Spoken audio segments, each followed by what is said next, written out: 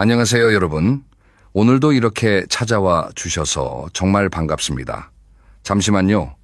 본격적인 이야기를 시작하기 전에 한 가지 질문을 드리고 싶습니다. 여러분은 지금 행복하신가요? 그리고 10년 뒤, 20년 뒤에도 지금처럼 웃으며 살아갈 자신이 있으신가요? 사실 이 질문에 망설이지 않고 그렇다고 대답하실 수 있는 분이 그렇게 많지 않습니다. 왜냐하면 우리나라 어르신들 중 상당수가 외로움과 경제적 어려움 속에서 하루하루를 보내고 계시기 때문입니다.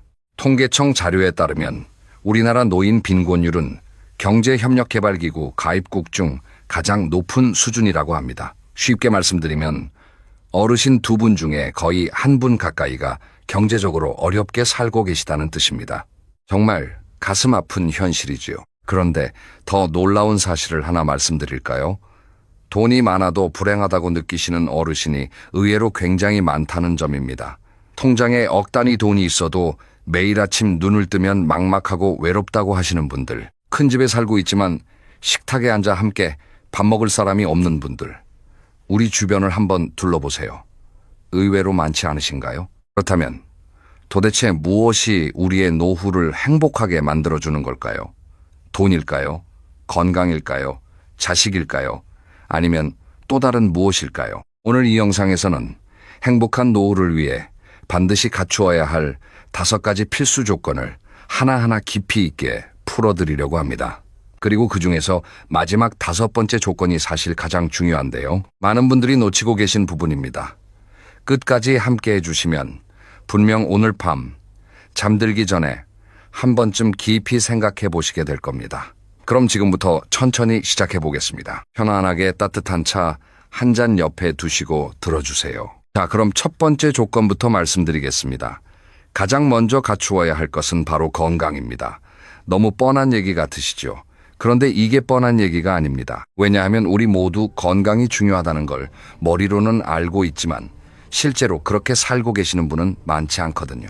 제가 아는 분 한 분의 이야기를 잠깐 들려드릴게요. 이분은 평생 자식 둘을 잘 키우려고 정말 열심히 사셨어요. 새벽 5시에 일어나서 시장에 나가 일하시고 밤 11시가 되어서야 집에 돌아오시는 생활을 30년 가까이 하셨습니다. 그렇게 자식들을 다 키우고 결혼까지 시키시고 나니까 어느 날 갑자기 허리가 무너지더래요. 일어설 수가 없는 거예요.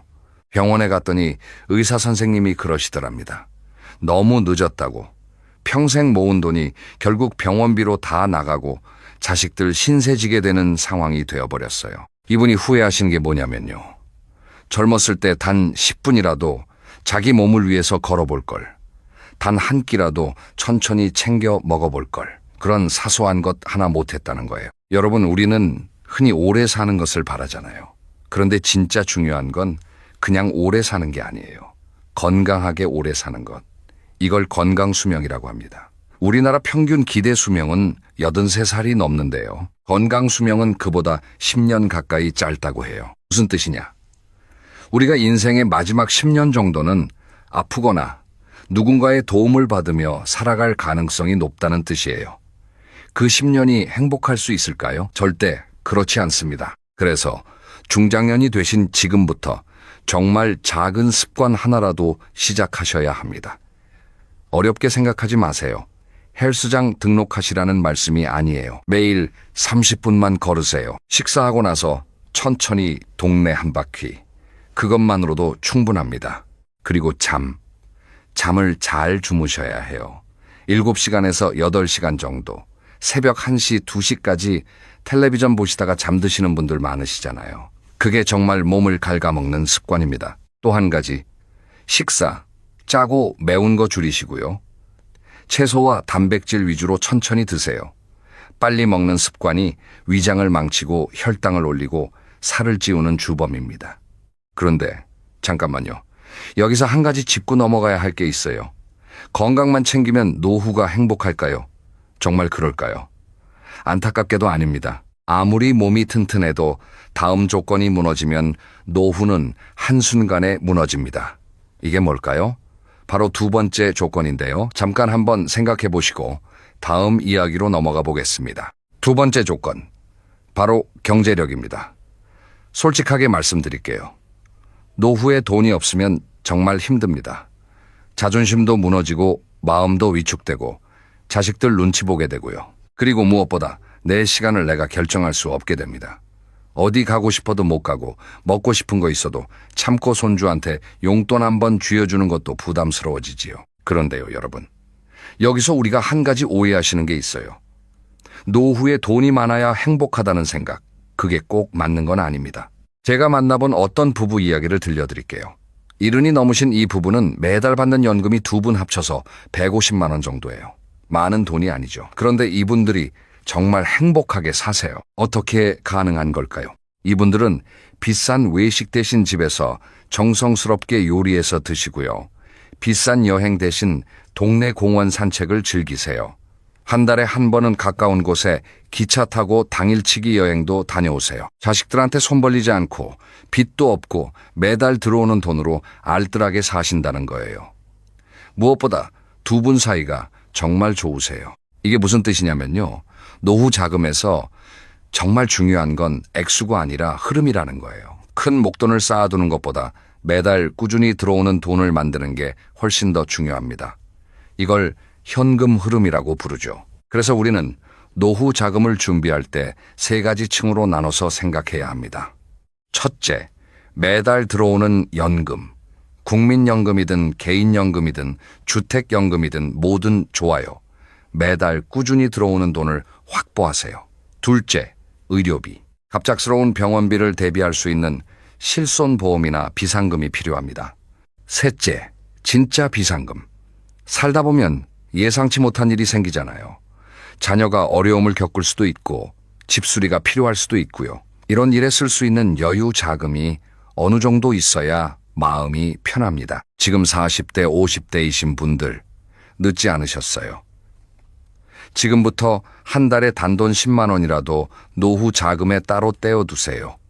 10년이면 1,000만 원이 넘는 돈이 됩니다. 그리고 그 돈은 절대 손대지 마세요. 자식들 결혼시킨다고 집 사준다고 모두 털어놓지 마세요. 부모님이 노후에 자기 앞가림 잘하시는 게 자식한테는 가장 큰 선물입니다. 진심으로 드리는 말씀이에요. 자, 그런데 말입니다. 건강도 있고 돈도 있는데 행복하지 않은 어르신이 있다면 그분은 도대체 뭐가 부족한 걸까요? 이게 바로 세 번째 조건과 연결되는데요. 어쩌면 5가지 조건 중에서 가장 강력한 행복의 비밀일지도 모릅니다. 잠시 후에 말씀드릴 세 번째 조건. 정말 집중해서 들어주세요. 여러분의 인생을 바꿀 수도 있는 이야기입니다. 세 번째 조건은 관계입니다. 사람과 사람 사이의 따뜻한 연결. 이게 노후 행복의 핵심 중에 핵심이에요. 미국의 하버드 대학교에서 무려 70년이 넘는 시간 동안 사람들의 삶을 추적한 아주 유명한 연구가 있습니다. 1,000명에 가까운 사람들을 어릴 때부터 노년까지 관찰하면서 도대체 무엇이 사람을 행복하게 만드는가를 연구한 거예요. 자, 그 결과가 뭐였을까요? 돈이었을까요? 명예였을까요? 학벌이었을까요? 아닙니다. 단 하나, 따뜻한 인간관계였습니다. 가까운 사람과 좋은 관계를 유지한 사람들이 더 오래 살고 더 건강하고 더 행복했다는 거예요. 생각해 보세요. 아무리 좋은 집에 살고 통장에 돈이 가득해도 함께 밥 먹을 사람이 없다면 그 집이 무슨 의미가 있을까요? 비싼 음식을 혼자 먹으면 그게 그렇게 맛있을까요? 우리는 결국 사람과 사람 사이에서 행복을 느끼는 존재입니다. 그래서 노후의 관계에는 4개의 기둥이 있다고 저는 생각합니다. 첫째 기둥은 배우자입니다. 평생을 함께 살아온 분이죠. 그런데 솔직히 말씀드려서 부부관계가 좋지 않으면 노후는 정말 지옥이 됩니다. 자녀들도 결혼해서 다 나가고 단둘이 남았는데 서로 말도 안 하고 얼굴만 마주치면 한숨 쉬는 사이라면 매일이 답답하지 않을까요? 그래서 지금이라도 늦지 않았어요. 배우자에게 따뜻한 말 한마디 건네보세요. 오늘 고생했다고, 고맙다고, 사랑한다고. 처음엔 어색하실 거예요. 그래도 해보세요. 그게 노후를 살리는 길입니다.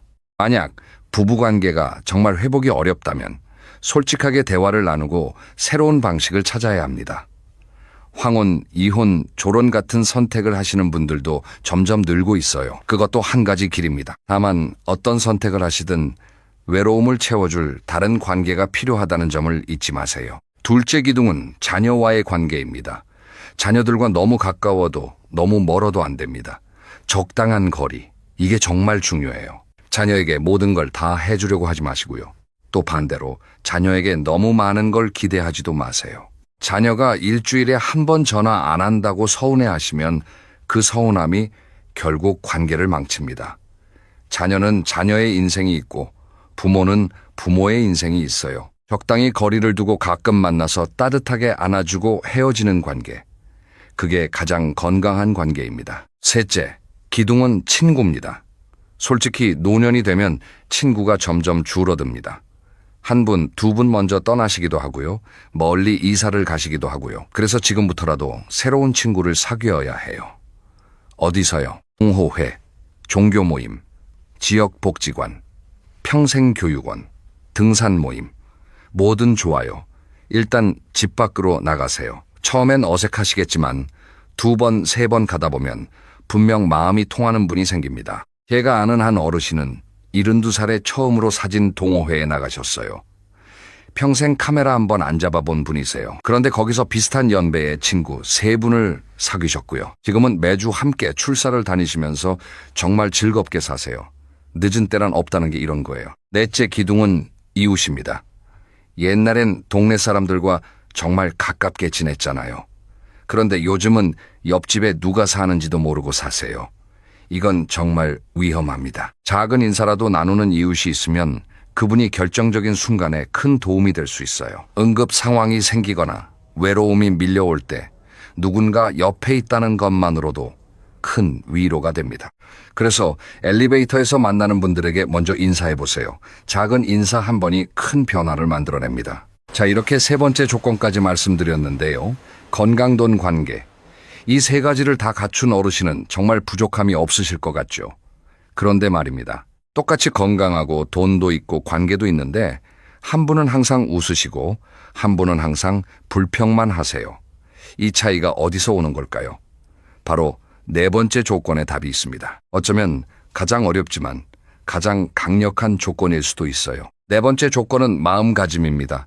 이게 왜 중요한지 한 가지 비유를 들어볼게요. 같은 비를 맞아도 누구는 우산이 없는 걸 한탄하고 누구는 빗방울 소리가 좋다고 즐기지요.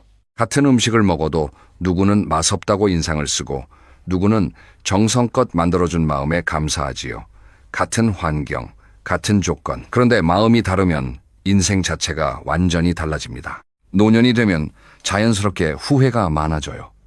그때 그렇게 했어야 했는데, 그때 그 사람을 잡았어야 했는데, 그때 그 일을 시작했어야 했는데, 이런 후회가 마음을 갉아먹습니다. 그리고 또 하나, 비교. 옆집 아무개는 자식이 의사인데, 옆집 누구는 강남에 아파트가 있는데, 친구 모임에 나가면 누구는 해외여행을 1년에 2번씩 다니는데, 이렇게 비교하기 시작하면 끝이 없어요. 그리고 비교하는 순간 내 인생은 초라해 보입니다. 사실은 충분히 좋은 인생인데 말이죠. 그래서 노년의 가장 중요한 마음 공부 중 하나가 바로 내려놓는 것이에요.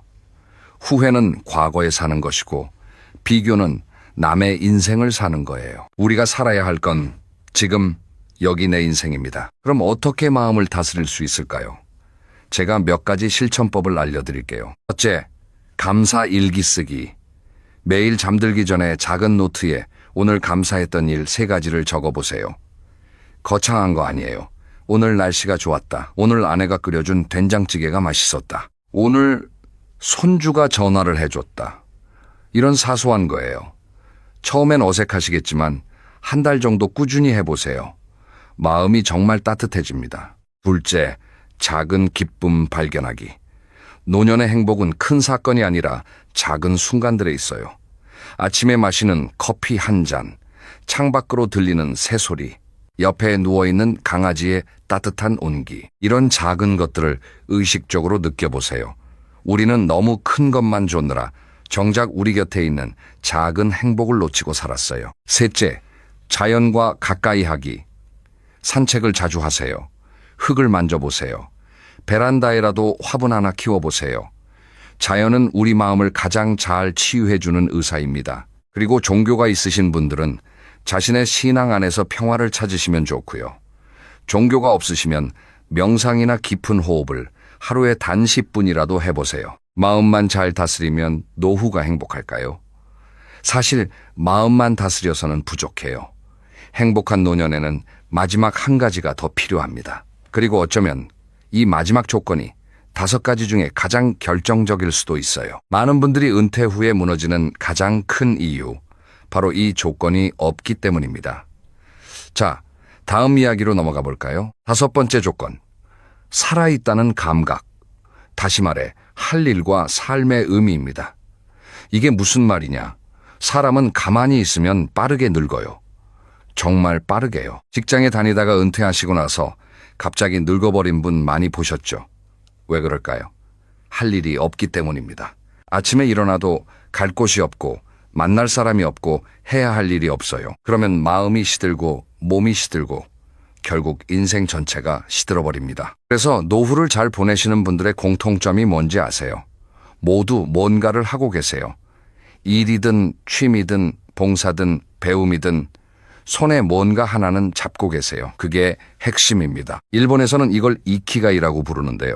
살아갈 가치, 매일 아침 일어날 이유라는 뜻이에요. 노년에 이키가이가 있는 분은 100살까지 정정하게 사신다는 말이 있을 정도예요. 자, 그럼 어떤 할 일을 찾아야 할까요? 3가지 방향으로 말씀드릴게요. 첫째는 취미입니다. 평생 일만 하시느라 못 해봤던 거, 한 번도 시도해보지 못했던 거, 지금 시작하세요. 그림 그리기서 사진, 노래, 악기, 댄스, 등산, 낚시. 정말 다양해요. 한 가지만 추천드릴게요. 어렵게 시작하지 마세요. 처음부터 거창하게 비싼 장비, 사고, 학원, 등록하고 그러지 마세요. 동네 복지관이나 평생교육원에 가시면 정말 저렴하게 다양한 강좌를 들으실 수 있어요. 한 달에 단돈 10,000원이나 20,000원이면 됩니다. 제가 정말 감동받은 사례를 하나 들려드릴게요.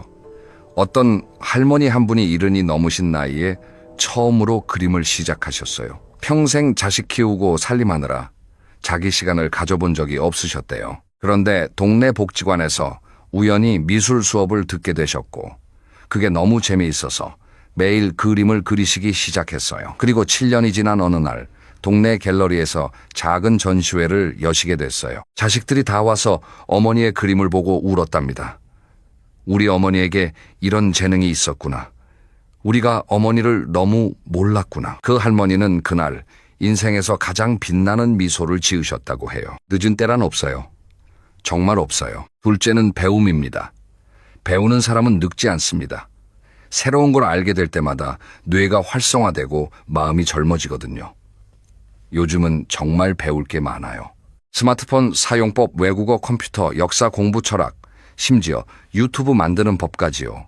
70대에 유튜버가 되신 어르신들도 많아요. 자기 인생 이야기, 요리, 비법, 일상 등을 영상으로 만들어서 수십만 명의 사람들과 소통하시는 분들이 계세요. 정말 멋지지 않나요? 그리고 셋째는 봉사입니다. 이게 정말 강력해요. 누군가에게 도움이 되는 일을 하면 마음이 충만해집니다. 내가 아직 쓸모있는 사람이라는 감각, 누군가에게 필요한 존재라는 느낌. 이게 노년의 자존감을 살려줍니다. 거창하지 않아도 됩니다. 동네 어린이집에 가서 책 읽어주기, 독거노인, 대게 반찬 나누기, 환경 정화 활동에 참여하기. 무엇이든 좋아요. 일주일에 단 한 번이라도 누군가를 위해 시간을 내어보세요. 분명 인생이 달라집니다. 그런데 제가 한 가지 강조하고 싶은 게 있어요. 일과 취미와 봉사가 거창할 필요가 없다는 거예요. 손주를 잠깐 봐주는 것도 일이고요. 베란다에서 키우는 화초를 정성껏 돌보는 것도 취미고요. 옆집 어르신에게 안부 전화 한 통 드리는 것도 봉사예요. 작은 일에서 시작하세요. 그게 결국 인생을 채워주는 의미가 됩니다. 자, 여기까지 5가지 조건을 모두 말씀드렸어요.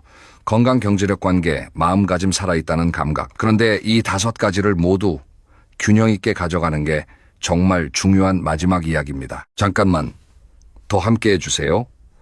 가장 중요한 마무리가 남았습니다. 자, 이 5가지를 어떻게 조화롭게 가져가야 할까요? 한 가지만 너무 욕심내시면 다른 게 무너집니다.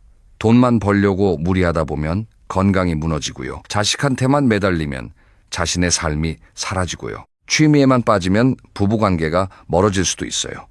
그래서 균형, 이게 정말 중요합니다. 매일 조금씩 5가지를 골고루 챙기세요. 오늘은 30분 걸었고, 가계부도 정리했고, 친구에게 전화 한 통 했고, 감사 일기 썼고, 화분에 물 주었고, 이렇게 작게 5가지를 골고루 챙기는 하루가 모이면 결국 그게 행복한 노년이 됩니다. 그리고 마지막으로 정말 중요한 한 가지 자립입니다. 자식한테 짐이 되지 않고 스스로 자기 삶을 꾸려갈 수 있는 능력. 이게 노년의 가장 큰 품격이에요. 그렇다고 외롭게 혼자 사시라는 말씀이 아니에요. 정신적, 경제적, 신체적으로 자립하시면서도 관계는 풍성하게 유지하시는 것. 그게 우리가 추구해야 할 노년의 모습입니다. 여러분, 이런 말이 있어요. 지금 이 순간이 우리 남은 인생에서 가장 젊은 날이라고. 정말 맞는 말이에요. 10년 뒤에 후회하지 않으려면 지금 시작해야 합니다. 오늘 저녁에 동네 한 바퀴 걸어보세요. 내일 아침에 배우자에게 따뜻한 말 한마디 건네보세요. 모레는 평생 교육원에 한번 가보세요. 작은 발걸음 하나가 인생을 바꿉니다. 자, 오늘 말씀드린 5가지 조건을 다시 한번 정리해 드릴게요. 첫째, 건강. 매일 30분 걷기와 충분한 수면과 균형 잡힌 식사. 둘째, 경제력. 매달 들어오는 현금 흐름과 의료비 대비와 여유 자금. 셋째, 관계. 배우자와 자녀와 친구와 이웃이라는 내 기둥. 넷째, 마음가짐. 감사 일기와 작은 기쁨, 발견하기와 자연 가까이 하기. 다섯째, 살아있다는 감각. 취미와 배움과 봉사. 이 5가지 잊지 마세요.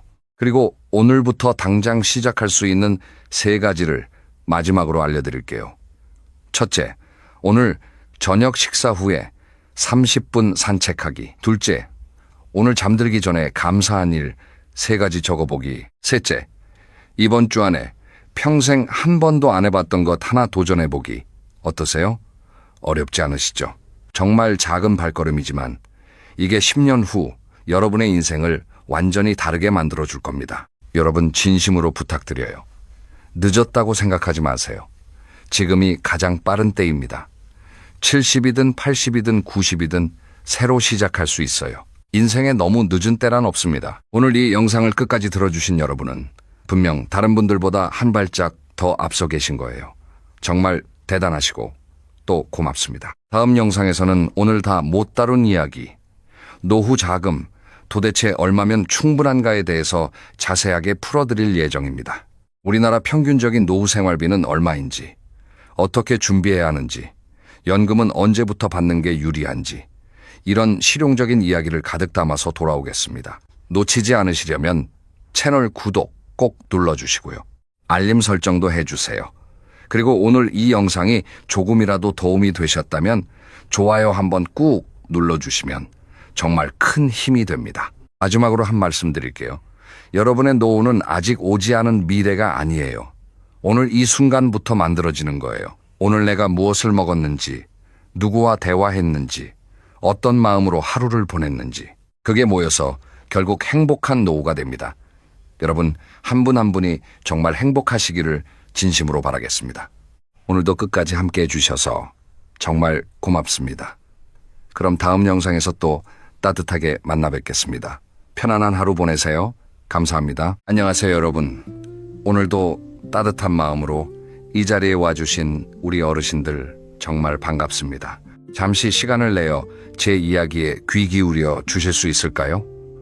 오늘 드릴 이야기는 어쩌면 여러분의 남은 인생을 완전히 바꿔놓을 수도 있는 아주 중요한 이야기입니다. 자, 한번 상상해 보십시오. 같은 동네에 사시는 70살 어르신 2분이 계십니다.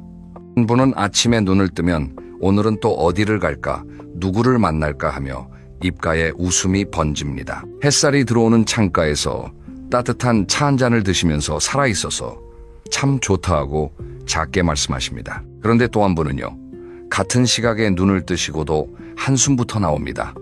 오늘은 또 뭐 하나 누가 나를 찾아주나, 자식들은 왜 전화 한 통이 없나 하면서 이불 속에서 한참을 못 일어나십니다. 여러분, 이 2분의 차이가 어디서 온다고 생각하십니까? 돈이 많고 적음일까요? 자식이 잘 되고 못 되고일까요? 건강이 더 좋고 나쁨일까요? 놀랍게도 이 모든 것보다 더 중요한 한 가지가 있습니다. 그것을 아는 어르신은 늙어서 상팔자로 사시고 그것을 모르는 어르신은 매일이 짐처럼 무겁습니다. 오늘 저는 여러분께 늙어서 상팔자로 사는 7가지 비밀을 들려드리려고 합니다. 이 7가지는 제가 평생 수많은 어르신들을 뵙고 이야기를 나누면서 또 행복한 노년을 보내신 분들과 그렇지 못한 분들을 비교하면서 정리한 것입니다. 한 가지도 어려운 것이 없습니다. 큰 돈이 드는 것도 아닙니다. 오늘부터 마음만 먹으면 누구나 시작할 수 있는 것들입니다. 그런데 한 가지만 미리 약속해 주십시오. 끝까지 보아주셔야 합니다. 특히 6번째 비밀이 가장 중요합니다. 많은 어르신들이 이것을 놓치셔서 마지막에 가장 크게 후회하십니다. 이 부분은 영상 후반에 차분히 말씀드리겠습니다. 그러니 잠시 편안하게 자리에 앉으시고 따뜻한 물 한 잔 드시면서 천천히 들어주십시오. 자, 그러면 첫 번째 상팔자부터 시작하겠습니다. 첫 번째 상팔자는요, 내 몸이 내 말을 듣는 삶입니다. 여러분, 이 말이 무슨 뜻인지 아십니까? 젊을 때는 우리가 몸을 부리고 살았습니다. 새벽부터 일어나서 일하고 자식 키우고 살림하고 또 일하고 우리 몸이 우리 명령에 순종했습니다. 그런데 나이가 들면 어떻게 됩니까? 어느 순간부터 몸이 내 말을 안 듣기 시작합니다. 일어나려고 해도 무릎이 안 펴지고 걸으려고 해도 다리가 무겁고 잠을 자려고 해도 잠이 안 옵니다. 여러분, 늙어서 가장 서러운 것이 무엇인지 아십니까? 돈이 없는 것도 아니고 자식이 못된 것도 아니고 친구가 없는 것도 아닙니다. 내가 가고 싶은 곳을 내 2발로 갈 수 없을 때 그때가 가장 서럽다고들 하십니다. 화장실 한 번 가는 것도 누가 도와줘야 하고 밥 한 끼 차려 먹는 것도 힘들고 옷 한 벌 갈아입는 것도 한참 걸리고 그렇게 되면 마음까지 같이 무너지는 것입니다. 제가 아는 한 어르신이 계셨습니다. 그분은 75이 넘으셨는데도 매일 아침 동네 산을 다녀오십니다. 손주가 놀러 오면 업어주기도 하고 시장도 직접 다니시고 손수 김치도 담그십니다. 그런데 그분의 비결이 뭔지 아십니까? 특별한 영양제도 아니고 비싼 운동기구도 아닙니다. 딱 3가지였습니다. 첫째, 매일 같은 시간에 잠자리에 드시고 같은 시간에 일어나신다는 것입니다. 보통 밤 10시면 잠자리에 드시고 아침 6시면 일어나십니다. 늦게까지 텔레비전 보시지 않습니다. 새벽까지 잠을 설치시지도 않습니다. 우리 몸은 정직합니다. 우리가 규칙적으로 살면 몸도 규칙적으로 따라옵니다. 둘째, 매일 30분이라도 걷는다는 것입니다. 비가 오는 날에는 거실에서 제자리 걸음이라도 하십니다. 눈이 오는 날에는 베란다에서라도 몸을 움직이십니다. 거창한 운동이 아닙니다. 그냥 걷는 것입니다. 그런데 이 걷기가 보약 10첩보다 낫다고 하시더라고요. 셋째 한 끼는 꼭 따뜻한 집밥을 드신다는 것입니다. 아무리 바빠도 아무리 귀찮아도 하루 한 끼는 갓 지은 밥에 따뜻한 국 그리고 채소 반찬을 챙겨 드십니다. 라면이나 빵으로 때우지 않으십니다. 우리 몸이 가장 좋아하는 것이 바로 이 따뜻한 한 끼입니다. 여러분, 어렵습니까? 어렵지 않습니다. 그런데 우리가 이걸 안 합니다. 왜요? 귀찮으니까요. 그냥 누워있고 싶으니까요. 그런데요, 그 귀찮음을 이기는 것이 바로 상팔자의 시작입니다. 오늘부터 딱 이 3가지만 지켜보십시오. 일주일만 해보십시오. 한 달만 해보십시오. 여러분의 몸이 달라지는 것을 분명히 느끼실 겁니다. 그런데 여러분, 건강만 있으면 상팔자일까요? 아닙니다. 건강만큼 중요한 또 하나가 있습니다. 바로 이것이 2번째 상팔자입니다. 2번째 상팔자는요, 자식에게 손 벌리지 않는 작은 곳간입니다. 여러분, 늙어서 가장 비참한 것이 무엇인지 아십니까? 자식에게 용돈을 달라고 손을 내미는 것입니다. 자식이 효자라서 알아서 챙겨주면 좋겠지만 요즘 세상에 그런 자식이 몇이나 됩니까? 자식들도 자기 살기 바쁘고 손주들 키우느라 힘들고 대출에 시달리고 우리가 손을 내밀어도 줄 형편이 안 되는 경우가 많습니다. 그런데 여기서 중요한 것이 있습니다. 노년의 곳간은 큰 돈이 필요한 게 아니라는 것입니다. 큰 부자가 되어야 상팔자인 것이 아닙니다. 내가 매달 쓸 수 있는 돈, 내가 아쉬울 때 꺼내 쓸 수 있는 돈, 그게 있느냐 없느냐가 중요한 것입니다. 제가 아는 또 다른 어르신 한 분이 계십니다. 이분은 평생 큰 돈을 벌어보신 적이 없습니다. 시장에서 작은 가게를 하시면서 자식 셋을 키우셨습니다. 그런데 이분이 지금 어떻게 사시는지 아십니까? 매달 30만 원 남짓한 돈으로도 너무나 행복하게 사십니다. 어떻게 그게 가능할까요? 이분은 평생 작은 돈을 꾸준히 모으셨습니다. 큰 돈은 못 모았지만 적은 돈이라도 꾸준히 저축을 하셨습니다. 그리고 그 돈을 절대로 누구에게 빌려주거나 보증을 서주거나 하지 않으셨습니다. 여러분, 노년에 돈을 지키는 3가지 원칙이 있습니다. 이것만 지키시면 됩니다. 첫째, 절대로 보증을 서지 마십시오. 아무리 친한 친구가 부탁해도, 아무리 친한 친척이 부탁해도 노년에는 보증 도장 찍지 마십시오. 친구도 잃고 돈도 잃습니다. 그동안 모은 노후 자금이 한순간에 사라집니다. 거절하기 어려우시면 미안하다는 말 한마디로 끝내십시오. 거절은 죄가 아닙니다. 둘째, 큰 투자는 절대 하지 마십시오. 누가 와서 이거 하면 2배 번다, 3배 번다 이런 말을 하면 그 자리에서 일어나십시오. 노년의 돈은 불리는 돈이 아닙니다. 지키는 돈입니다. 잃으면 다시 벌 시간이 없습니다. 은행 예금이 답답하셔도 그게 가장 안전합니다. 셋째, 자식 사업 자금은 마지막까지 지키십시오. 자식이 사업한다고 돈을 빌려달라고 하면 마음이 흔들리실 겁니다. 부모 마음이 다 그렇습니다. 그런데 여러분, 그 돈을 주시는 순간 여러분의 노후는 사라집니다. 자식이 잘 되면 다행이지만 잘 안 되면 부모도 자식도 같이 무너집니다. 차라리 도와줄 수 있는 만큼만 도와주시고 나머지는 단호하게 지키십시오. 이것이 진짜 자식을 위하는 길입니다. 여러분, 지금 한번 생각해 보십시오. 지금 통장에 얼마가 있어야 마음이 편안하시겠습니까? 큰 돈이 아니어도 됩니다. 매달 내가 쓸 만큼, 갑자기 병원에 갈 때 쓸 만큼 그 정도만 있어도 마음이 든든해집니다. 그게 바로 상팔자의 2번째 비밀입니다. 자, 이제 3번째 상팔자로 넘어가겠습니다. 이것은 우리 어르신들이 가장 어려워하시는 부분입니다. 3번째 상팔자는요, 자식과의 황금 거리를 지키는 것입니다. 여러분, 자식과의 관계만큼 어려운 것이 없습니다. 너무 가까이 가면 부딪히고 너무 멀리 떨어지면 외롭고 이 거리를 잘 맞추는 것이 정말 큰 지혜입니다. 옛말에 한 그릇 거리라는 말이 있습니다.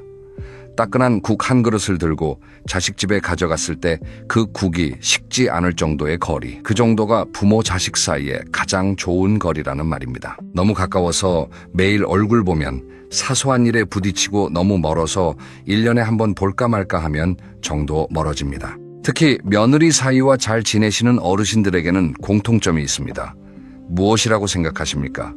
바로 안 보고 안 듣고 안 말하는 것입니다. 며느리 집안일에 참견하지 않습니다. 사위가 어떻게 사는지 캐묻지 않습니다. 자식들 부부 일에 끼어들지 않습니다. 한 발 떨어져서 지켜보시기만 합니다. 제가 아는 한 어르신은 이런 일이 있으셨습니다. 손주가 어렸을 때 며느리가 일을 해서 어르신이 손주를 봐주셨습니다. 처음에는 며느리도 고맙다고 했고 어르신도 손주가 예뻐서 즐거우셨습니다. 그런데 시간이 지나면서 어르신이 손주 교육에 자꾸 참견을 하시기 시작했습니다. 이건 이렇게 해야지, 저건 저렇게 해야지. 며느리는 처음에는 참았는데 점점 마음이 상하기 시작했습니다. 결국 어떻게 됐는지 아십니까? 어르신이 손주를 봐주는 일을 그만두시고 며느리와의 사이도 멀어졌습니다. 손주도 자주 못 보게 되었습니다. 그분이 나중에 하신 말씀이 잊히지 않습니다. 그때 입을 좀 다물 걸. 그게 그렇게 어려운 일이 아니었는데. 여러분, 자식과의 관계에서 절대 하지 말아야 할 3가지 말이 있습니다. 첫째, 내가 너희 키울 때는 말이야 라는 말입니다. 우리 시대 이야기를 자식들에게 자꾸 하시면 안 됩니다. 자식들은 지금 자기 시대를 살고 있습니다. 우리 방식이 옳다고 강요하지 마십시오. 둘째, 너희는 누구 닮아서 그러니 라는 말입니다. 자식이나 손주를 비판하실 때 이런 말이 입에서 나오기 쉽습니다. 그런데 이 말 한마디가 평생 가는 상처가 됩니다. 셋째, 내가 죽으면 너희가 후회할 거다라는 말입니다. 이 말은 자식들 마음에 죄책감을 심는 말입니다. 절대 하지 마십시오. 우리가 자식들에게 죄책감을 주고 떠나면 자식들은 우리를 그리워하기보다는 부담스럽게 기억합니다. 대신 꼭 해야 할 한 가지 말이 있습니다. 무엇일까요? 바로 고맙다는 말입니다. 자식이 전화 한 통을 해도 고맙다. 명절에 와줘서 고맙다. 그저 건강하게 잘 살아줘서 고맙다. 이 말 한마디가 자식들의 마음을 활짝 열어줍니다. 여러분, 여기까지가 많은 어르신들이 알고 계시는 상팔자입니다. 건강돈 자식과의 관계. 그런데 진짜 비밀은 지금부터입니다. 앞으로 말씀드릴 4가지가 진짜 상팔자의 핵심입니다. 끝까지 들어주십시오. 4번째 상팔자는요, 마음의 짐을 내려놓은 가벼움입니다. 여러분, 우리가 이런 여든을 살아오는 동안 마음에 얼마나 많은 것들을 짊어지고 왔는지 한번 돌아보십시오. 누구에게 받은 상처, 누구를 원망하는 마음, 못한 것에 대한 후회, 다른 사람과 비교하는 마음, 이런 것들이 우리 마음의 무거운 짐입니다. 젊을 때는 이 짐을 들고도 살 수 있었습니다. 힘이 있었으니까요. 그런데 늙으면 이 짐이 너무 무겁습니다. 이 짐을 내려놓지 못하면 매일매일이 무겁고 답답합니다. 잠을 자도 마음이 편하지 않습니다. 상팔자로 사시는 어르신들의 가장 큰 특징이 무엇인지 아십니까? 바로 나는 이만 하면 됐다는 말을 자주 하신다는 것입니다. 이 한마디가 얼마나 큰 힘을 가진 말인지 모릅니다. 내가 가진 것에 만족하고 내가 살아온 인생에 감사하고 더 이상 욕심내지 않는 마음. 그게 바로 상팔자의 마음입니다. 제가 아는 한 어르신은 이런 사연이 있으셨습니다. 40년 동안 형제와 사이가 나빴습니다. 부모님 재산 문제로 형제끼리 등을 돌리신 것입니다. 명절에도 안 보고 부모님 제사도 따로 지내고 그렇게 40년을 사셨습니다. 그런데 70살이 되시던 해 어느 날 갑자기 이런 생각이 드셨다고 합니다. 내가 이대로 죽으면 너무 한이 될 것 같다. 그래서 용기를 내서 형님 댁에 전화를 하셨습니다. 처음에는 어색했지만 형님도 같은 마음이셨던 모양입니다. 그날 두 분은 40년 묵은 응어리를 다 푸셨습니다. 그리고 그 후로 10년을 다시 형제로 사이좋게 사셨습니다. 그분이 하신 말씀이 기억에 남습니다. 그 40년이 너무 아까웠다. 진작 풀걸. 미움이 너무 무거웠다. 여러분, 마음의 짐을 내려놓는 연습은 어떻게 하면 좋을까요? 제가 권해드리는 방법이 있습니다. 매일 아침 잠에서 깨시면 종이 한 장을 꺼내서 5줄만 써보십시오. 첫째 줄, 오늘 감사한 일 1가지. 둘째 줄, 어제 잘한 일 1가지. 셋째 줄, 오늘 만날 좋은 사람 1명. 넷째 줄, 오늘 먹을 맛있는 음식 1가지. 다섯째 줄, 오늘 하늘에 감사한 한마디. 거창하지 않습니다. 일어나서 햇빛이 들어오는 것에 감사할 수도 있고 오늘 아침 따뜻한 밥 1그릇 먹을 수 있는 것에 감사할 수도 있습니다. 이렇게 매일 5줄씩 한 달만 써보십시오. 여러분의 마음이 가벼워지는 것을 분명히 느끼실 것입니다. 지금 한번 마음속을 들여다보십시오. 오늘 마음속에 무엇을 들고 계신가요? 누구에 대한 원망입니까? 어떤 일에 대한 후회입니까? 그것을 계속 들고 가시겠습니까? 아니면 오늘부터 조금씩 내려놓으시겠습니까? 선택은 여러분께 달려 있습니다. 자, 이제 5번째 상팔자로 갑니다. 5번째 상팔자는요, 갈 곳과 부를 사람이 있는 일상입니다. 여러분 한번 생각해 보십시오. 매일 아침 눈을 떴을 때 오늘 갈 곳이 있으십니까? 오늘 만날 사람이 있으십니까? 오늘 할 일이 있으십니까? 이 3가지가 있는 어르신은 늙지 않습니다. 이 3가지가 없는 어르신은 빨리 늙습니다. 요즘 의학에서도 외로움이 담배 15개비를 피우는 것만큼 건강에 해롭다고 합니다.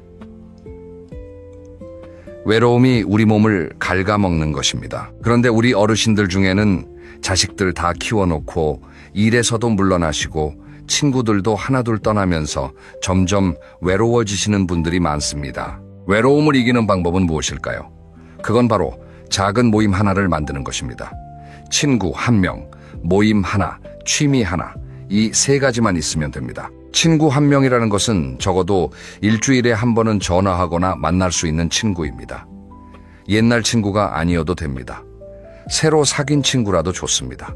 동네에서 만난 분이어도 좋고 교회나 절에서 만난 분이어도 좋습니다. 마음이 통하는 사람 1명이면 됩니다. 모임 하나라는 것은 정기적으로 나가는 모임을 말합니다.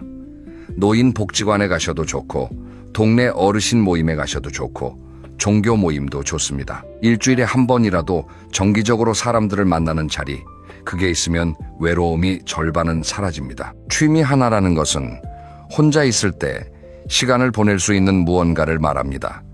화초 키우기, 글씨 쓰기, 그림 그리기, 노래 부르기, 책 읽기, 무엇이든 좋습니다. 손이 움직이고 머리가 움직이는 것, 그것이 바로 우리를 살아있게 하는 것입니다. 제가 아는 한 어르신은 70이 넘으셔서 동네 노래 교실에 처음 나가셨습니다. 처음에는 부끄러우셨답니다. 노래도 못하시고 사람들도 다 모르고. 그런데 한 달, 2달 다니시면서 그 안에서 인생 친구를 만나셨습니다. 같이 노래 부르고, 같이 점심 먹고, 같이 산책 가고.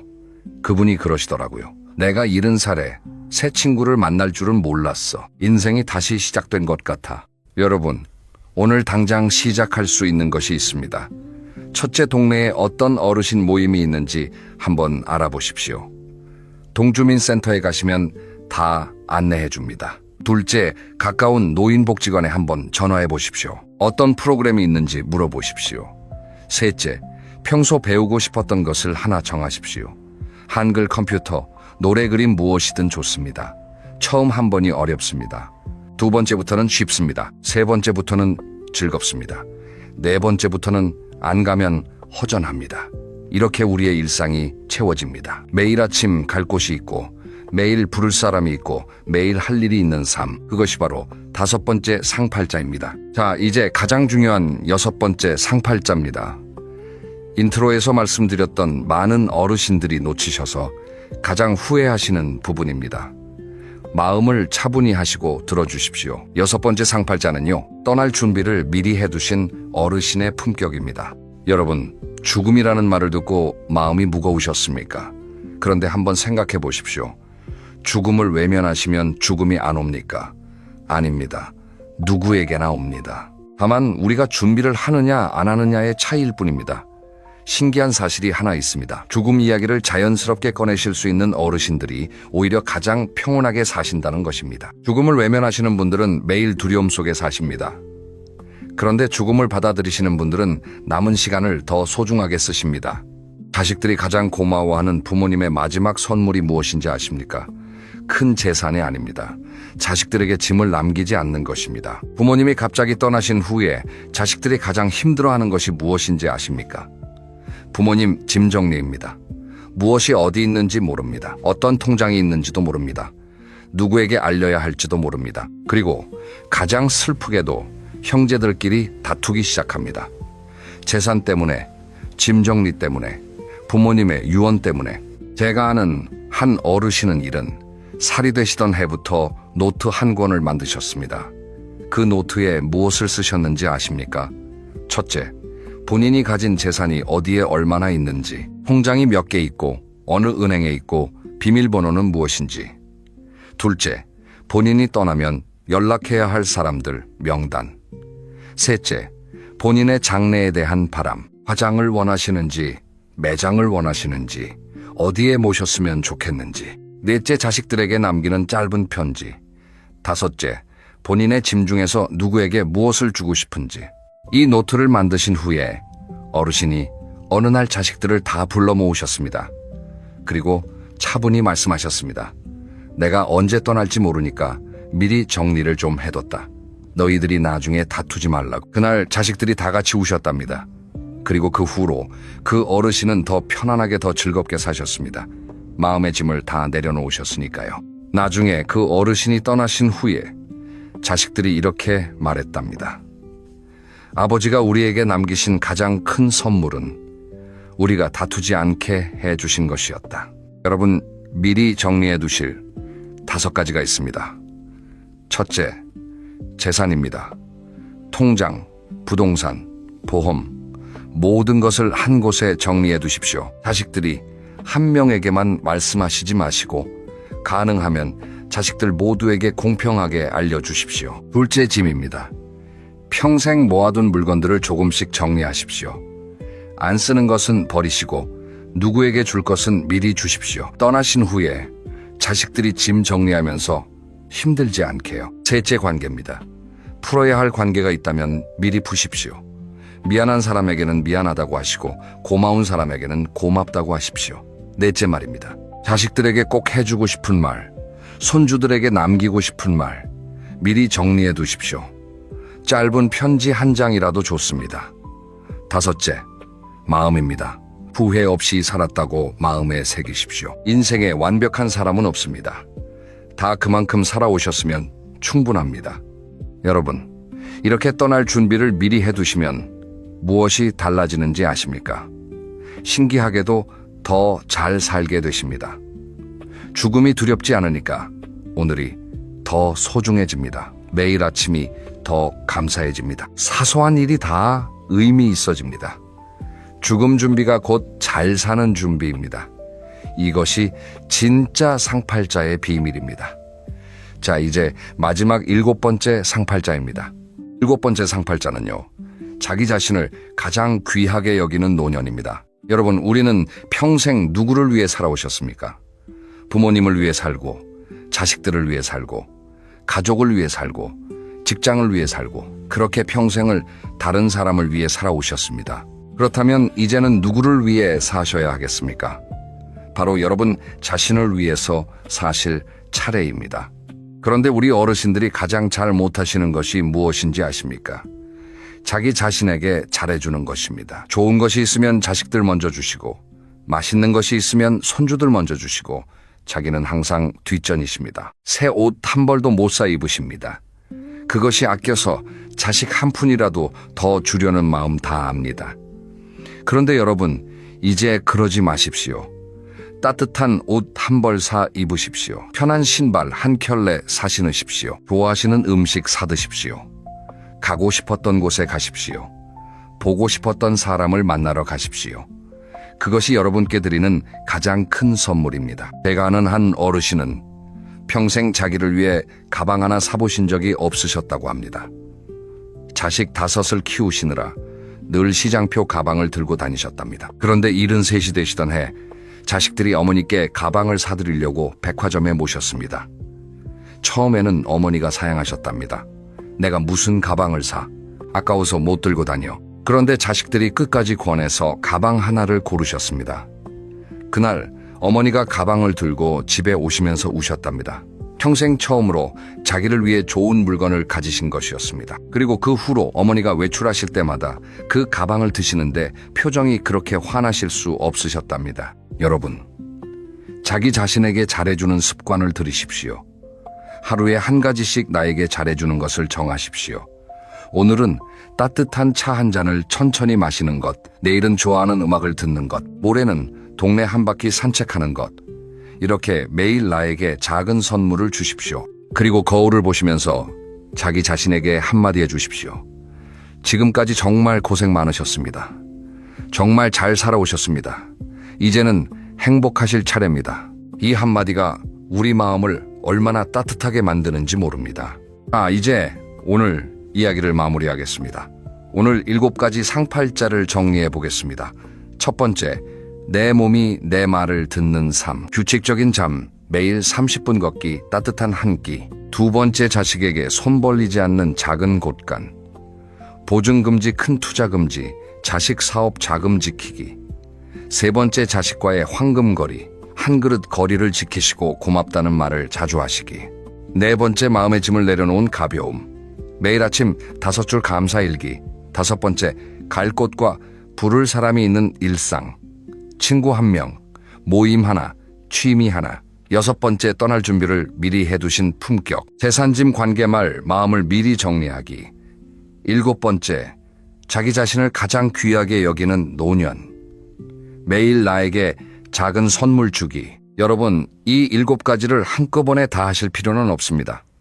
오늘 영상을 다 보신 후에 이 7가지 중에서 딱 한 가지만 정하십시오. 가장 마음에 와닿는 것, 가장 쉽게 시작할 수 있는 것, 그 한 가지부터 시작하십시오.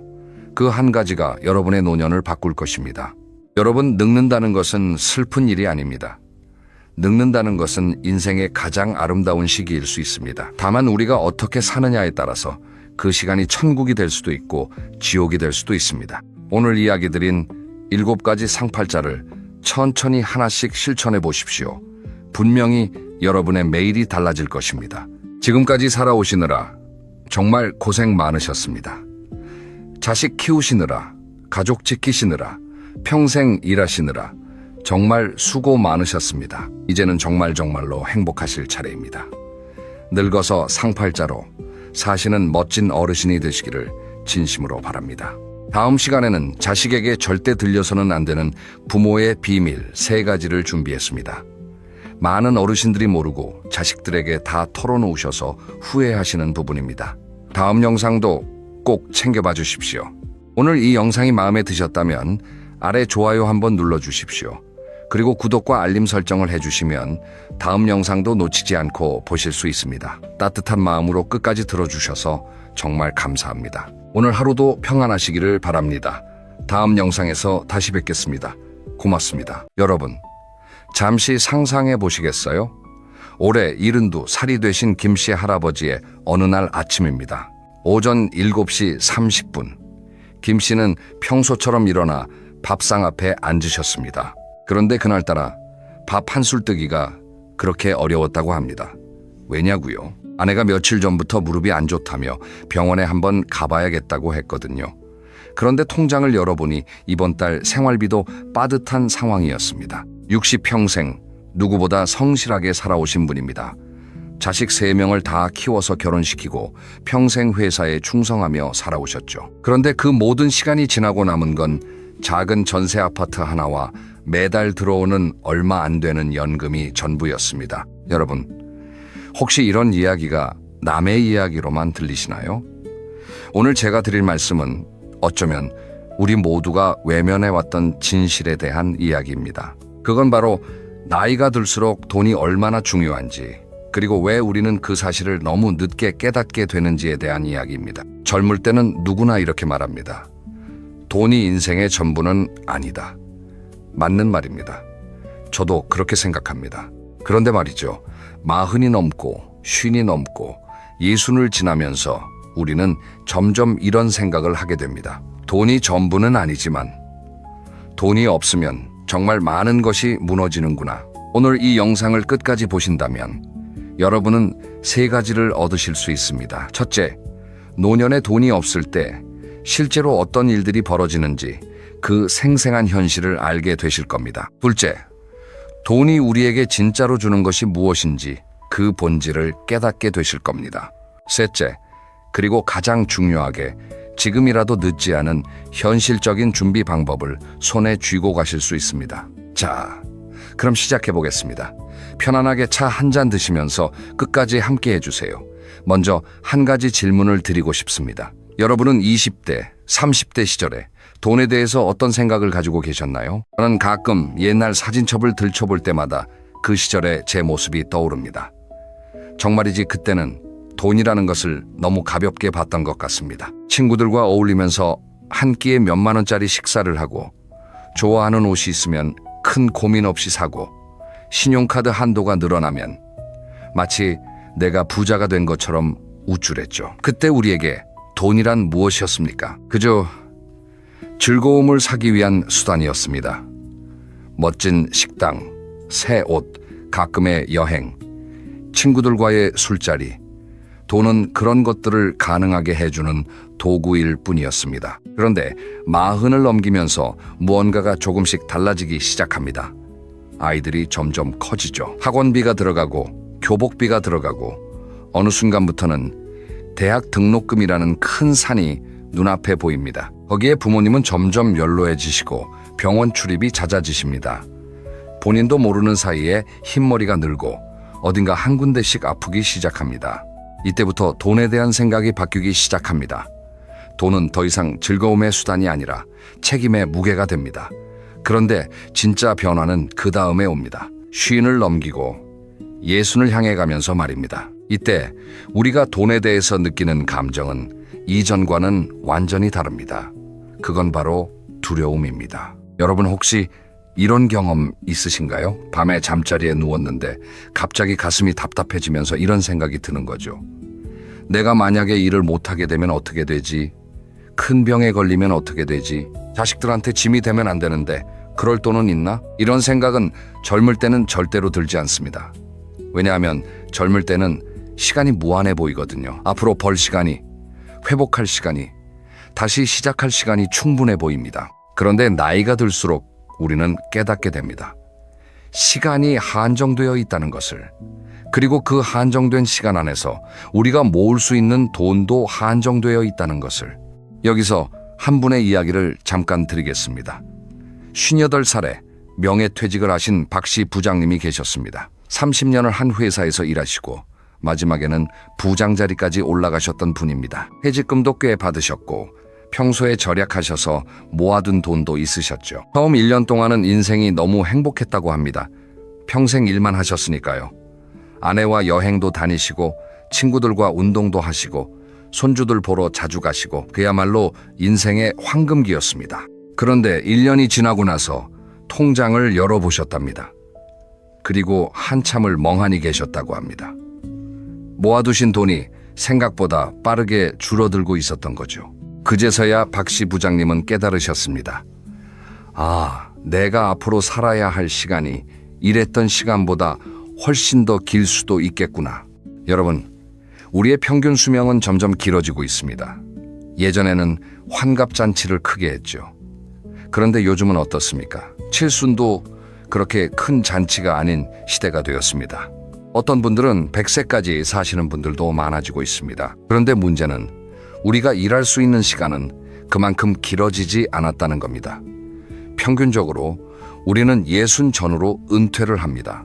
그렇다면 은퇴 이후에도 짧게는 20년, 길게는 40년을 더 살아야 한다는 뜻이 됩니다. 이걸 한번 곰곰이 생각해 보세요. 우리가 일했던 시간이 30년이라면 그 30년 동안 번 돈으로 그 다음 30년, 어쩌면 40년을 버텨야 한다는 겁니다. 이게 쉬운 일일까요? 절대로 쉬운 일이 아닙니다. 그리고 진짜 무서운 사실 한 가지를 말씀드리려고 합니다. 나이가 들수록 돈이 나가는 속도는 점점 더 빨라진다는 사실입니다. 왜 그런지 지금부터 본격적으로 말씀드리겠습니다. 이제부터는 조금 무거운 이야기를 해야 할 것 같습니다. 노년에 돈이 없을 때 실제로 우리 삶에 어떤 일들이 벌어지는지에 대한 이야기입니다. 이건 누구도 쉽게 꺼내지 않는 이야기입니다. 그런데 외면한다고 해서 그 현실이 사라지는 건 아니죠. 오히려 미리 알아둬야 미리 준비할 수 있습니다. 첫 번째로 말씀드리고 싶은 건 자녀와의 관계에 대한 것입니다. 여러분, 솔직히 말씀드려도 될까요? 부모와 자녀의 관계는 돈 앞에서 정말로 미묘해집니다. 우리가 한참 자녀를 키울 때를 떠올려 보세요. 그때 우리는 아이들에게 정말 모든 것을 다 줬습니다. 좋은 옷, 좋은 학원, 좋은 대학 등록금, 그리고 결혼할 때는 집을 마련해주기 위해 평생 모은 돈을 다 쓰는 분들도 많으시죠. 그런데 그렇게 다 주고 나서 정작 우리가 늙어서 도움이 필요할 때가 되면 어떻게 될까요? 여기서 정말 마음 아픈 이야기를 하나 들려드리고 싶습니다. 제가 들었던 어떤 어르신은 자녀 2명을 결혼시키시면서 본인이 가지고 계셨던 작은 아파트까지 팔아서 자녀들의 집 마련을 도와주셨습니다. 그러고 본인은 작은 월세방으로 옮기셨죠. 내 자식들이 잘 살면 그걸로 됐다라고 말씀하시면서요. 그런데 70이 넘으시고 몸이 아파지면서 자녀들에게 도움을 요청해야 하는 상황이 됐습니다. 그때 어르신이 받으신 반응은 우리가 기대하는 것과는 많이 달랐다고 합니다. 자녀들이 부모를 사랑하지 않아서 그럴까요? 절대로 아닙니다. 자녀들도 그들 나름의 삶이 있고 그들 나름의 빚이 있고 그들 나름의 자녀가 있기 때문입니다. 여기서 우리가 깨달아야 할 것이 있습니다. 우리가 자녀에게 모든 것을 다 주고 빈손이 되면 자녀들에게 짐이 되거나 아니면 서로 어색해지거나 둘 중 하나의 길로 가게 될 가능성이 높다는 것입니다. 물론 효성스러운 자녀도 많습니다. 그러나 문제는 우리가 자녀의 효도에 기대어 노후를 설계할 수 없다는 점입니다. 자, 그 다음 문제로 넘어가 볼까요? 두 번째는 친구 관계의 변화입니다. 이것도 정말 가슴 아픈 이야기입니다. 젊을 때는 친구들과 만나면 누가 돈을 더 내든 덜 내든 그게 별로 중요하지 않았습니다. 그런데 나이가 들어 모두가 은퇴하고 나면 상황이 조금 달라집니다.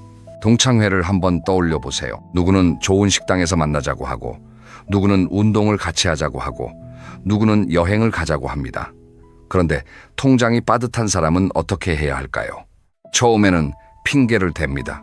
그날은 좀 바빠서, 몸이 좀 안 좋아서, 다음에 가지 뭐.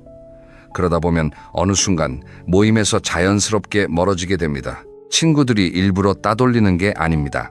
그저 함께 어울리기 어려운 상황이 되어버린 거죠. 그리고 더 슬픈 건 그렇게 멀어진 친구들과의 관계는 다시 회복하기가 정말 어렵다는 것입니다. 여러분, 노년의 외로움이 얼마나 무서운지 아시죠?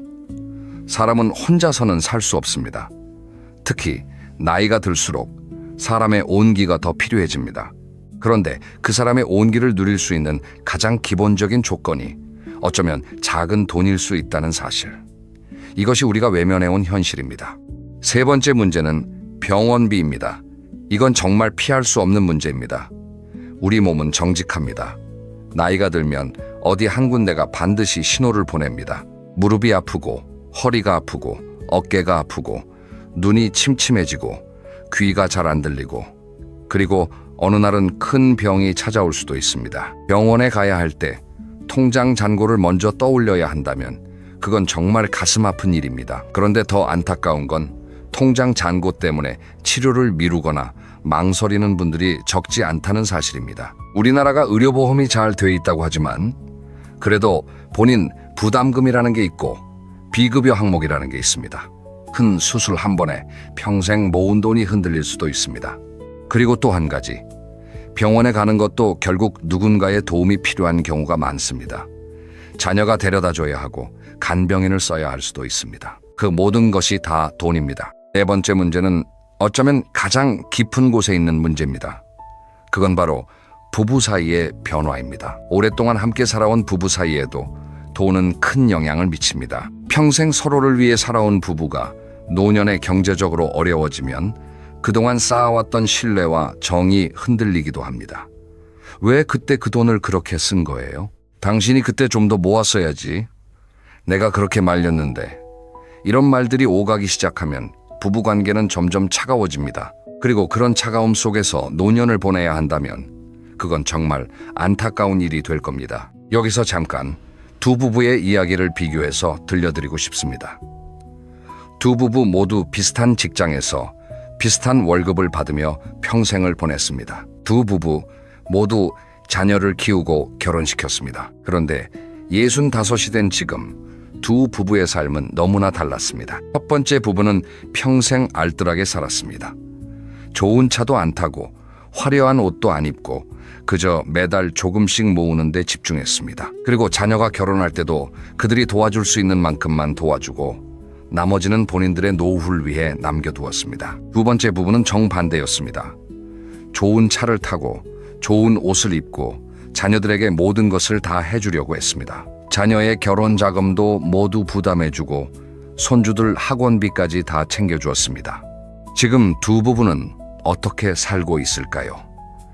첫 번째 부부는 매달 들어오는 작은 연금과 모아둔 돈으로 한 달에 한 번씩 두 분이 가까운 곳으로 여행을 다니십니다. 가끔 손주들에게 용돈도 주시고 친구들과 식사도 하시고 큰 욕심 없이 평온하게 사십니다. 두 번째 부부는 자녀들에게 매달 생활비를 받아 사십니다. 자녀들도 처음에는 잘해드렸지만 점점 부담을 느끼기 시작했고 부부 사이도 예전 같지 않다고 합니다. 여러분, 똑같이 시작한 두 부부의 인생이 왜 이렇게 달라졌을까요?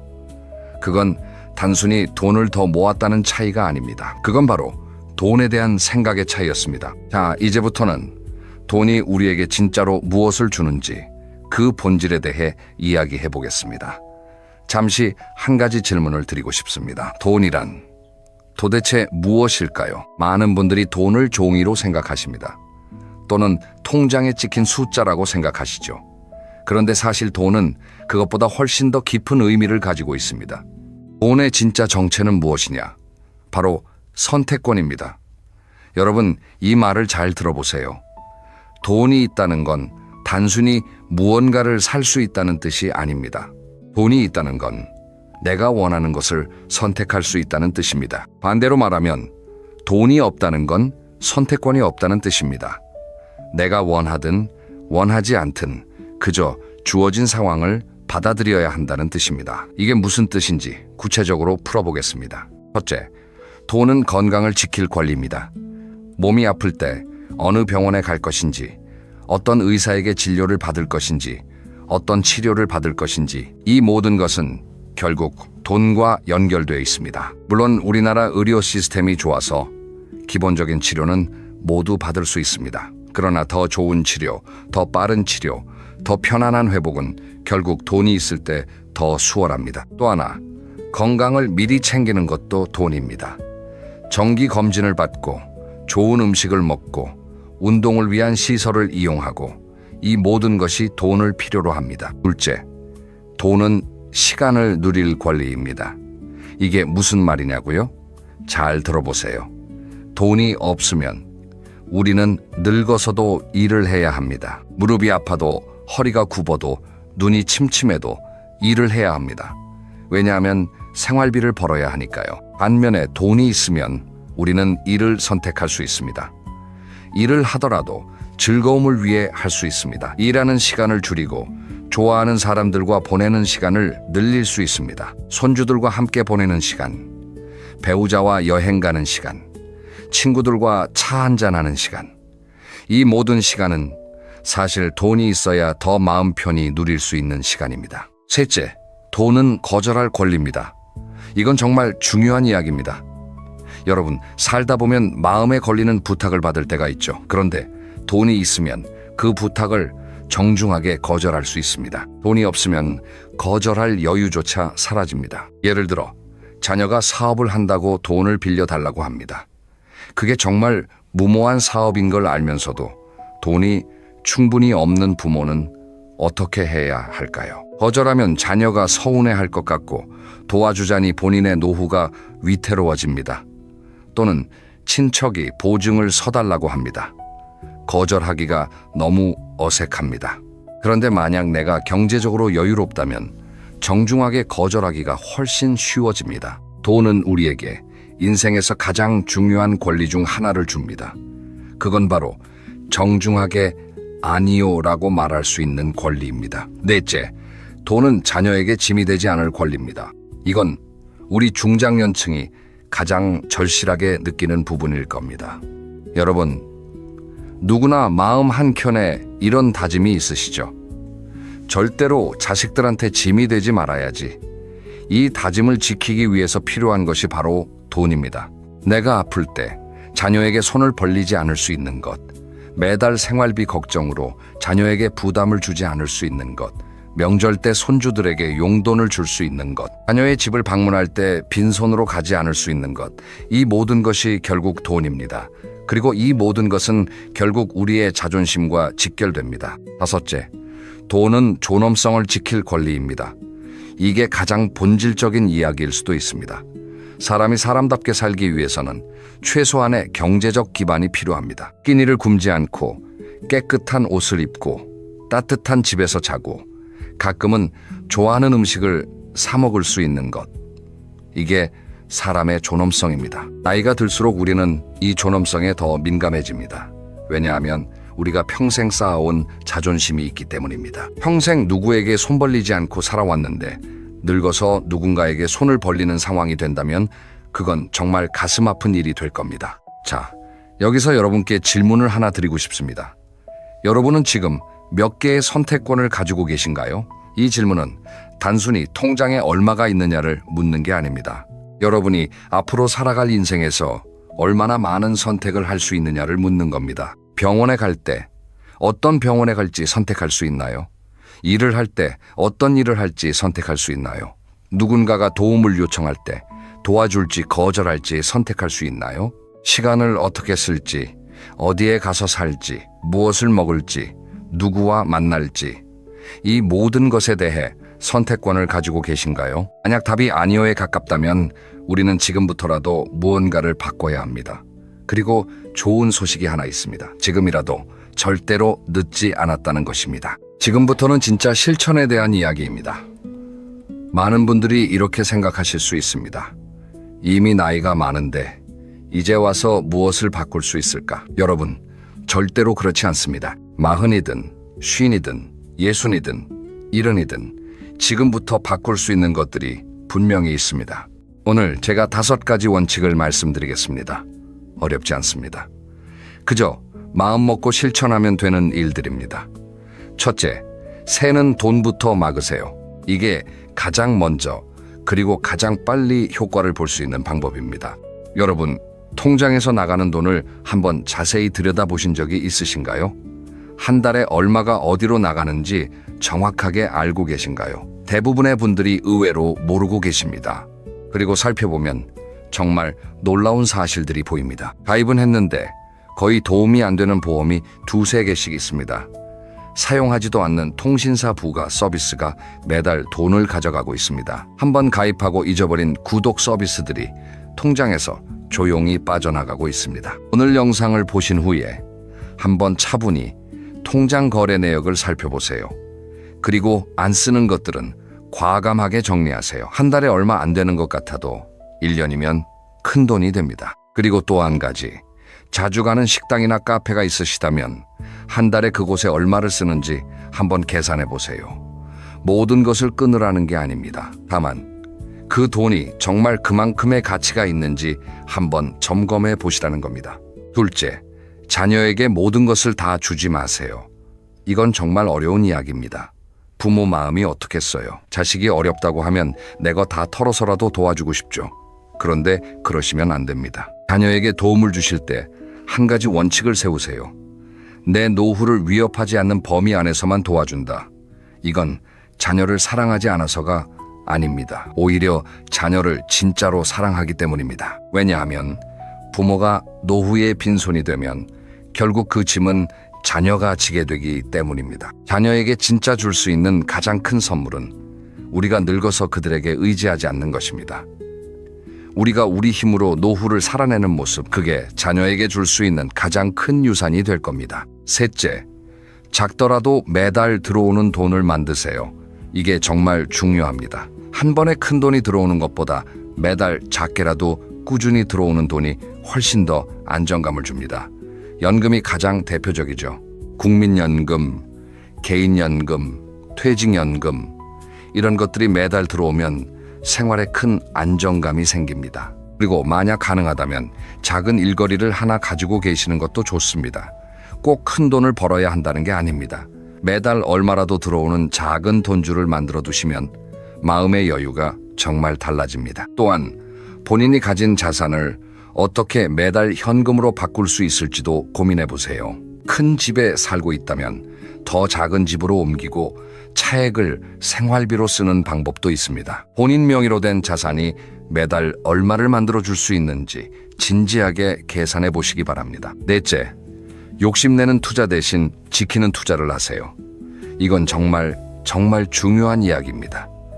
나이가 들수록 우리는 한 가지를 조심해야 합니다. 그건 바로 한방에 대한 욕심입니다. 은퇴를 앞두고 또는 은퇴한 후에 갑자기 큰 돈을 벌고 싶다는 마음이 들 때가 있습니다. 누가 어디서 큰 돈을 벌었다는 이야기를 들으면 나도 한번 해봐야겠다는 생각이 들죠. 그런데 여러분, 그건 정말로 위험한 길입니다.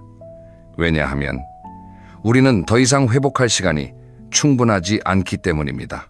젊을 때는 한 번 실패해도 다시 일어서서 벌면 됩니다. 그런데 나이가 들어서 큰 손실을 보면 그걸 회복할 시간이 우리에게 없습니다. 그래서 중장년의 돈 관리 원칙은 단 하나입니다. 버는 것보다 지키는 것이 우선이다. 큰 수익을 약속하는 상품, 누가 추천하는 잘 모르는 투자, 잘 모르는 분야에 대한 욕심, 이런 것들은 모두 한 발짝 물러서서 생각해 보셔야 합니다. 단순하게, 안전하게, 그리고 분산해서. 이게 중장년 돈 관리의 황금 원칙입니다. 다섯째, 건강이 곧 돈이라는 마음을 가지세요. 이건 어쩌면 가장 큰 돈을 아끼는 방법일 수 있습니다. 나이가 들어서 가장 많이 나가는 돈이 무엇일까요? 바로 의료비입니다. 그리고 그 의료비는 우리가 미리 건강을 챙기느냐, 그렇지 않느냐에 따라서 어마어마하게 달라집니다. 매일 30분 걷기, 술 줄이기, 담배 끊기, 정기 검진 받기, 잘 자고 잘 먹기, 이 단순한 것들을 꾸준히 실천하시면 미래의 큰 의료비를 아낄 수 있습니다. 여러분, 건강한 노년이야말로 가장 큰 자산입니다. 아무리 통장에 돈이 많아도 몸이 아프면 그 돈을 제대로 쓰지도 못합니다. 반대로 건강하면 작은 돈으로도 충분히 행복하게 살 수 있습니다. 자, 5가지 원칙을 말씀드렸습니다. 다시 한번 정리해드리면, 첫째, 새는 돈 맡기. 둘째, 자녀에게 모든 것을 다 주지 않기. 셋째, 매달 들어오는 돈 만들기. 넷째, 지키는 돈 관리. 다섯째, 건강 챙기기. 이 5가지만 잘 지키셔도 우리의 노후는 분명히 달라질 겁니다. 그런데 여러분, 여기서 한 가지 짚고 넘어가야 할 것이 있습니다. 돈이 중요하다고 해서 돈이 전부는 아니라는 사실입니다. 지금까지 돈이 얼마나 중요한지에 대해서 말씀드렸습니다. 그런데 여러분, 한 가지 꼭 짚고 넘어가고 싶은 게 있습니다. 돈이 중요하다는 말이 돈이 전부라는 말은 절대로 아닙니다. 오히려 저는 이 말씀을 드리고 싶습니다. 돈에만 매달리다 보면 우리는 돈보다 훨씬 더 큰 것을 이룰 수 있습니다. 여러분, 이런 어르신을 생각해 보신 적 있으신가요? 통장에 돈은 많은데 옆에 사람이 없는 어르신. 자녀들도 자주 안 오고 친구들과의 관계도 끊겨 있고 배우자와도 대면대면한 그런 분들 말입니다. 반면에 통장에는 큰 돈이 없지만 항상 주변에 사람이 많은 어르신도 계십니다. 자녀들이 자주 찾아오고 친구들과 매주 만나고 동네에서 인심이 좋다고 소문난 그런 분들. 여러분이 보시기에 두 분 중 누가 더 행복한 노후를 보내고 계실까요? 답은 굳이 말씀드리지 않아도 아실 겁니다. 돈은 우리에게 선택권을 줍니다. 그건 분명한 사실입니다. 그러나 그 선택권으로 무엇을 살 것인지는 결국 우리 자신에게 달려 있습니다. 좋은 음식을 사고, 좋은 옷을 사고, 좋은 차를 사는 것도 가능합니다. 그러나 그것보다 훨씬 더 가치 있는 것들이 있습니다. 첫째는 사람입니다. 가족, 친구, 이웃. 이런 사람들과의 관계는 돈으로 살 수 없는 보물입니다. 그런데 이 관계도 우리가 가꾸어야 유지됩니다. 자녀들에게 가끔 전화 한 통 하시고, 친구들에게 안부 인사 한번 보내시고, 이웃에게 따뜻한 말 한마디 건네시고, 이런 작은 행동들이 나중에 우리에게 가장 큰 자산이 되어 돌아옵니다. 둘째는 시간입니다. 돈을 모으는 것도 중요하지만 시간을 의미 있게 쓰는 것도 그만큼 중요합니다. 매일 똑같은 일상이라도 그 안에서 작은 행복을 찾는 연습. 좋아하는 책 한 권 읽는 시간, 좋아하는 음악 듣는 시간, 산책하면서 자연을 느끼는 시간. 이런 시간들이 우리의 노년을 풍요롭게 만들어줍니다. 셋째는 마음의 평화입니다. 돈이 아무리 많아도 마음이 불안하면 행복할 수 없습니다. 반대로 돈이 적어도 마음이 평화로우면 행복할 수 있습니다. 그래서 노년의 가장 큰 과제는 마음을 다스리는 일일 수도 있습니다. 욕심을 줄이고 비교를 멈추고 가진 것에 감사하는 마음, 이것이 진짜 노년의 부자가 되는 길입니다. 여러분, 진짜 부자 노인과 가짜 부자 노인의 차이가 무엇인지 아시나요? 진짜 부자 노인은 통장에 돈이 있고 옆에 사람이 있고 마음에 평화가 있는 분입니다. 가짜 부자 노인은 통장에는 돈이 있지만 옆에는 사람이 없고 마음에는 불안이 가득한 분입니다. 우리가 되고 싶은 모습은 분명히 첫 번째일 겁니다. 그래서 저는 오늘 이 영상의 마지막에 이 말씀을 꼭 드리고 싶습니다. 돈을 모으세요. 그러나 돈만 모으지는 마세요. 돈을 모으면서 동시에 사람도 모으고 추억도 모으고 건강도 모으고 마음의 평화도 모으세요. 그렇게 하실 때 우리는 진짜로 행복한 노년을 맞이할 수 있을 겁니다. 자, 오늘 정말 긴 시간 동안 함께 해주셔서 감사합니다. 마지막으로 오늘 이야기를 정리해 드리겠습니다. 오늘 우리는 3가지 큰 이야기를 나눴습니다. 첫째, 나이가 들수록 돈은 단순한 종이가 아니라 우리의 선택권이라는 사실입니다. 건강을 지킬 권리, 시간을 누릴 권리, 거절할 권리, 자녀에게 짐이 되지 않을 권리, 그리고 존엄성을 지킬 권리. 이 모든 것이 돈과 연결되어 있습니다. 둘째, 노년에 돈이 없을 때 우리는 자녀와의 관계, 친구와의 관계, 부부 사이, 그리고 건강까지 모든 면에서 어려움을 겪게 됩니다. 이건 외면한다고 사라지는 현실이 아닙니다. 셋째, 그러나 지금부터라도 우리가 실천할 수 있는 5가지 원칙이 있습니다. 새는 돈 맡기, 자녀에게 모든 것을 다 주지 않기, 매달 들어오는 돈 만들기, 지키는 돈 관리하기, 그리고 건강 챙기기. 여러분, 오늘 영상을 끝까지 보신 것만으로도 큰 결심을 하신 겁니다. 그러나 영상을 보는 것에서 멈추시면 안 됩니다. 오늘 당장 한 가지만 실천해 보세요. 통장 거래 내역을 열어보시는 겁니다. 그리고 지난 한 달 동안 어디에 얼마가 나갔는지 차분히 살펴보세요. 그것만으로도 여러분의 노후는 분명히 달라지기 시작합니다. 여러분, 마지막으로 한 가지 부탁이 있습니다. 여러분이 가장 후회하는 돈 습관은 무엇인가요? 또는 여러분이 정말 잘했다고 생각하는 돈 습관은 무엇인가요? 댓글로 남겨주시면 저와 다른 시청자분들에게 큰 도움이 될 것 같습니다. 그리고 다음 영상에서는 또 하나 중요한 이야기를 준비했습니다. 바로 자녀에게 절대로 물려주지 말아야 할 5가지에 대한 이야기입니다. 우리가 자녀를 위한다고 하는 행동이 사실은 자녀를 힘들게 하는 행동일 수도 있다는 그런 깊은 이야기입니다. 다음 영상을 놓치지 않으시려면 구독과 좋아요 그리고 알림 설정까지 꼭 부탁드리겠습니다. 오늘도 시청해 주셔서 진심으로 감사합니다. 여러분의 건강하고 행복한 노후를 진심으로 응원하겠습니다. 그럼 다음 영상에서 다시 만나요. 감사합니다.